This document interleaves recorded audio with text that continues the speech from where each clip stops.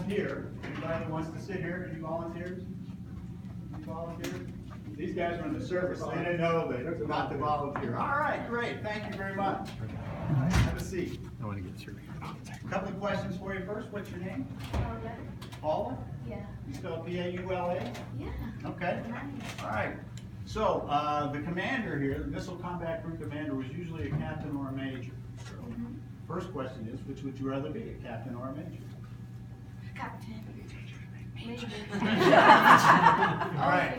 So, Major Paula is our Missile Combat Crew commander. So, you get all the hard questions now, okay? You ready for that? That's okay. We usually like to have a lady in the seat with us on this because it's something we like to crow about, because the Titan missile was the first combat crew position to allow women in all the crew positions that are around here. 4 crew positions, 2 officers, 2 enlisted. 1978, Congress passed a law that said women can now be on frontline combat duty. And Titan was one of the first, so we're very happy. That's a tribute to the ladies. Okay, a couple of things I want to point out first off. Remember I just talked about springs, how we're going to shock isolate everything? Well, look at all this equipment here. You don't see any springs on it, do you? That's because you're in a very special building. This building is 3 stories tall. The level above us, level 1 is the crew quarters. Not much up there, motel 1.5 basically. Level 2, obviously the control center. And below us is level 3, which is an equipment bay. And down there we've got some pumps, and we've got electrical equipment. We've got all kinds of stuff, and 2 very large 28-volt DC batteries about the size of the commander's console here.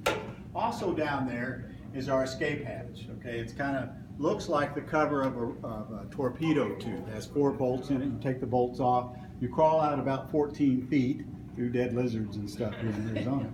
And then up a 41-run ladder up to that grate that I showed you where the air would come down. Okay.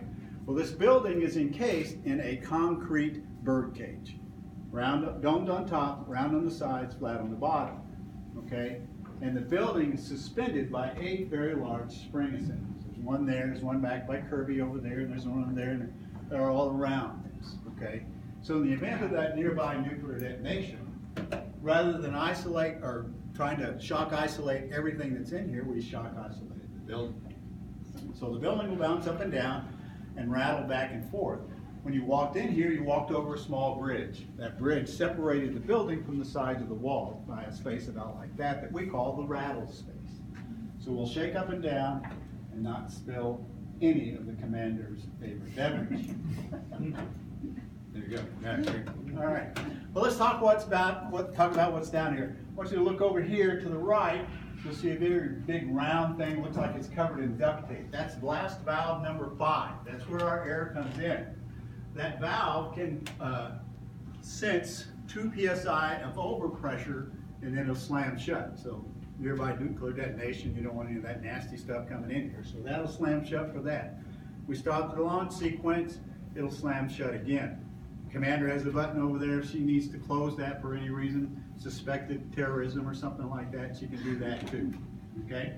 Coming this way, this is the EWO safe, the red safe here. The emergency war order, doomsday safe, go to war safe, a lot of different names for that. You notice it's got 2 padlocks on it. One